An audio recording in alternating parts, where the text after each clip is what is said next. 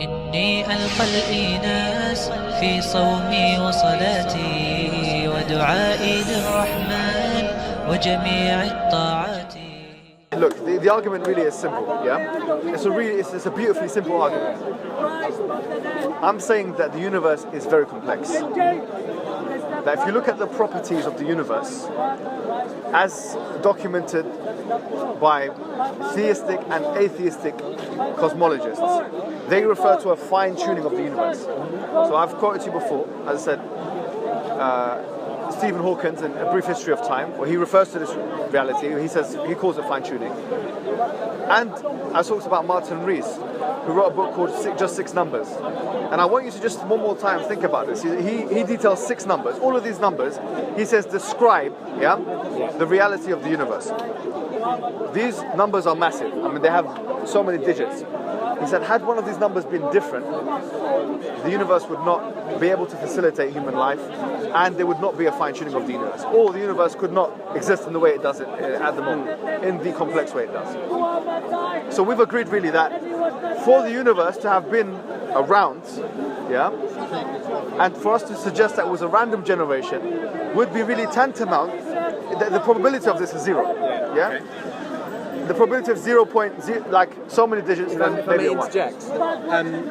You said for the universe to be around. I don't think that's the case. I think it's the universe to be around as we understand it, and in a situation in which we can survive. Yeah, that's exactly the point. So, what I'm saying is, when I discuss this with atheists, the point I always say is that if we look around and see the intelligent design, then that must, I would say, it must really follow that we say that there must be an intelligent designer. You see what I mean? I do see what you mean. Yeah. So I would say that that assumes that humanity is the point of that design. I would have thought, which isn't like the one that is this. So the point of this universe is human life, which I don't think is supported by the vastness of the rest of the universe. And my point about the probability thing was, in the similar way I said it before, I know the probability is way higher, but a lottery draw, and as you said, the probability is way higher. Any probability of any numbers coming out is infinitesimally small. Yeah. If it were 1 million numbers in the lottery, it would be even smaller. Just because one happened in one draw doesn't mean it wasn't random and it wasn't chance. And I think to say that this is the situation in which humans can exist suggests that humans is the point, which I think is an assumption. Right. No. So you're saying that because my argument rests on the fact that a human being is the sentient creature who is looking around himself and coming to conclusions. And you're saying really it doesn't fit the bill to suggest that this human being is the only sentient creature perhaps in the vastness of the universe. No, not necessarily. I'm saying that were things slightly different, one of the 6 numbers slightly different, yes, everything could have been different, and that's fine. It doesn't require humanity to sorry, I didn't explain that very well at all. I'm saying that humans being alive is no evidence that things couldn't have been different. Yeah, no, I don't disagree with your point there. I mean, I'm not talking look, when we talk about human beings, we are talking about biological creatures, physiological creatures, psychological creatures, in the context of the cosmos, yeah? My argument is about the cosmos. It's an argument based on like the natural world we see around us. Human beings are the creatures which basically, as we are doing now, we can't get around it. Consider the universe. We're considering it, the universe, or analysing, evaluating the universe, trying to find out how we fit into the universe. So really what I'm saying is, when we do that, we realise that there's an incredible pattern here. Had it been different, there would not have been a fine-tuning, according to the physicists and cosmologists. And we couldn't exist. And human life, or life wouldn't exist. Do you see what I mean? I don't think that doesn't necessarily follow. I think human life wouldn't exist. Well, any life. I don't think that necessarily follows. Go on. There's no reason to think that there aren't many other probabilities. That's not what I'm saying, by the way. These are the references. I mean, so these are the physicists that you're referencing. I realise that. I think our life could not exist as it is now but I think there's no reason to suggest that life is the point of the universe, and that there might be many other probabilities where things are different, in which other things could happen. The whole universe could be different. Just because it happened this way is not evidence to suggest that someone chose this way. No, it happened this way, and this way facilitated human life. Yeah. Had it not happened this way, yes, human life wouldn't be facilitated. So what I'm saying, had the numbers been different, we wouldn't be around to talk about this. Yeah. So the fact that you've got such a probability that suggests that the universe couldn't be in a random generation is really an evidence. It's a testament to the reality that the universe could not have been a random generation. Do you see what I mean? I see what you're saying, but I would reject it for the same reason, because you're saying that if things were otherwise, we wouldn't exist. We do exist, therefore someone tuned those conditions. Something designed those conditions. Yeah. So I'm saying that the universe. One more time. So say that one more time. So you're saying. So my understanding of what you said is that if everything were different, then we couldn't exist. Yes. Because we do exist, it suggests an intelligent tuning of those circumstances. No. What? Let me just tweak the argument. Not because we do exist, because the conditions, the conditions in the cosmos allowed humans to exist. Right. Which is a little bit different. So we don't need to exist, right? But the conditions were such that it can facilitate human beings living on planet Earth or any other planet. Do you see what I mean? Yeah. So that is what I'm talking about. So I'm not talking here about the philosophical reality of human being.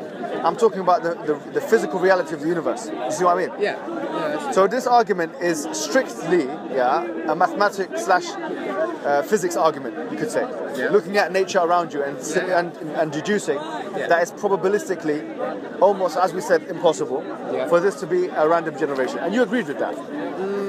No, not necessarily. I think this is one result of a million different probabilities, like more than a million different probabilities of those six numbers. So you were talking about multiverse theory? No, not again. No, sorry, I said not again because I said it last time.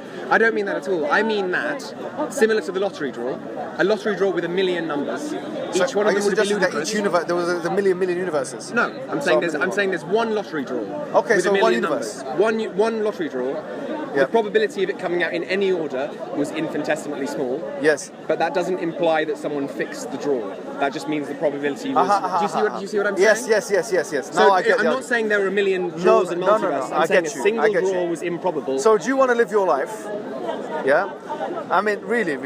This is my question, because you seem like a reasonable person, honestly. I like your argument. It makes sense. I like yours. It's one of the better ones I've heard. Thank you. But it's a very simple argument. What I was saying is that what I've heard that you've just said now is that the universe, really you compared it to a lottery ticket. So the fact that the universe could have been randomly generated the way it is like the same thing as going and basically doing the lottery and getting all your numbers right. But we know, me and you, that the actual probability is much greater than that, yeah? Oh yeah, so I'm saying if it were a lottery draw and there were a million numbers rather than just 6 or 10 or whatever, I don't know. I don't do the lottery. No, the probability's too small. But you see the point? Yeah. But you're living your life. Yeah. Okay, think about this, please, yeah? You're living your life as an atheist, suggesting that very thing, that there was a big lottery number of a million numbers, not just 12, yeah? And that someone guessed all of those numbers right. That's tantamount to what you believe in. I guess so, yeah. Yes, okay. Now, do you see that... I'm not sorry, if I may just quickly, someone guessed. I'm saying that a draw happened. Yes. And so just because the draw... Hawkins have guessed it. It's 10 times the power 500. Hawkins have guessed it and said that the calculation for it is 10 times 500 that being a mistake. Yeah. 10 times 500. Can you imagine to the power of 500. The power of 500. Yeah. I'm saying it. I'm not disagreeing with the probability. It's a mistake, not because anything else. No, I'm not saying it's a mistake. I'm agreeing that the probability is infinitesimally small, but I'm saying just because it's small doesn't imply that it didn't happen. Just like how one lottery draw doesn't imply. So what I'm saying is you're admitting that it's so infinitesimally small, but then you're saying that it must have happened anyways. Yeah. Okay. But isn't that quite? Sorry, but you're an intelligent guy. Isn't that quite ridiculous? Because wouldn't it be more appropriate here to say, instead of believing in a lot, you know, it's really like this. If I have a big bag, yeah, of a billion letters, different letters, Yeah. and I throw it, yeah, and it becomes like Shakespeare. Shakespeare's Macbeth Monkeys and is there. typewriters. Do you know what I'm saying? Yeah. Now, if I said I got a big bag here of a billion letters, I'm going to throw it on the streets. Yeah? I'm going to do it right now. 1 second. Let me throw it. And then it actually becomes Macbeth. Would you Macbeth and maybe Hamlet as well, and you know, Romeo and Juliet and all of it in order, and you know the way he said it, word for word, letter for letter. You know, it would not be something you would put your money on, right? No, but I would say if you did throw the same bag of letters, any combination in which they landed is as probable as it landing in Shakespeare's order. Even if it's random, any order. Yeah, but that's not what I'm saying. So I'm saying, so to believe that if I threw it and it becomes Hamlet. I'm not saying we don't make sense either. Yes. So you wouldn't take this kind of probability. No, but I would. You wouldn't put your life on this, would you? Or it resulting in Hamlet? Yeah. No, of course. You would not. No. So, okay, if you wouldn't put your life on it, so why are you putting your afterlife on it? Because what you're doing is you're implying that we are as designed and detailed and complicated as Hamlet.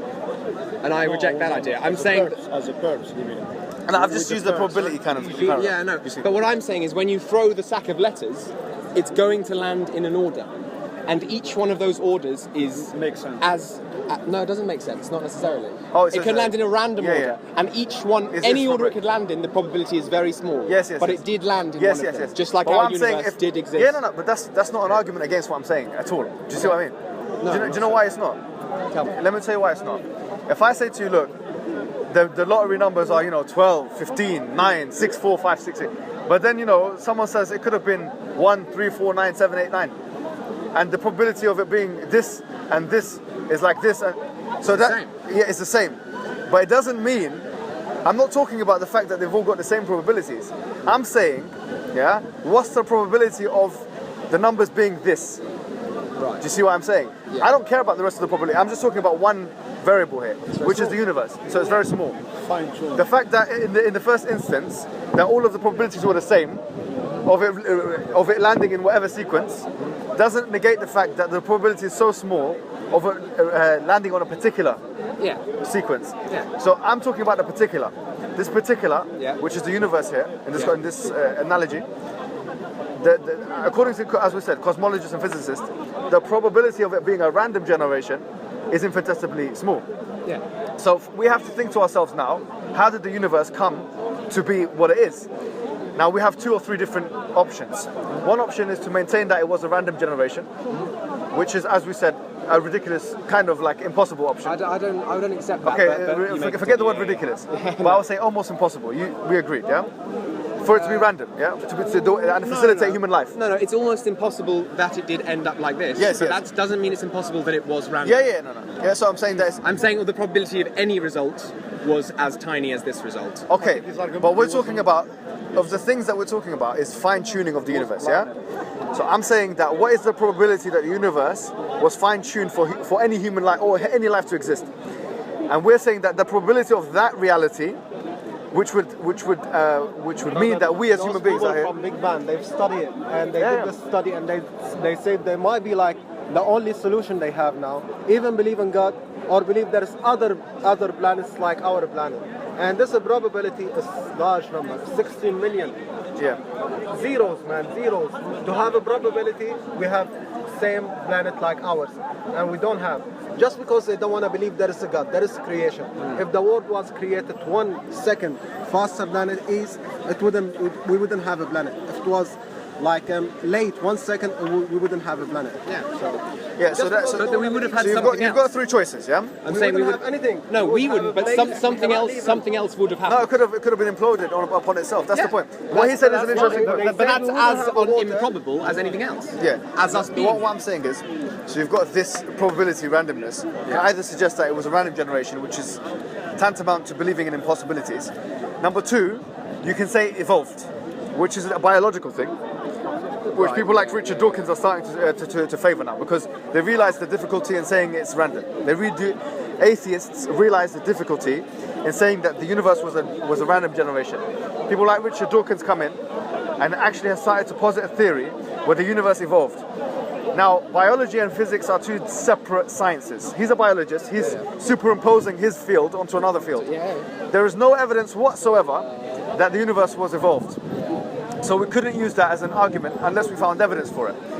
The third thing is to suggest that there was an intelligent designer that had the creative potential to change the situation and to align the universe the way it's been aligned.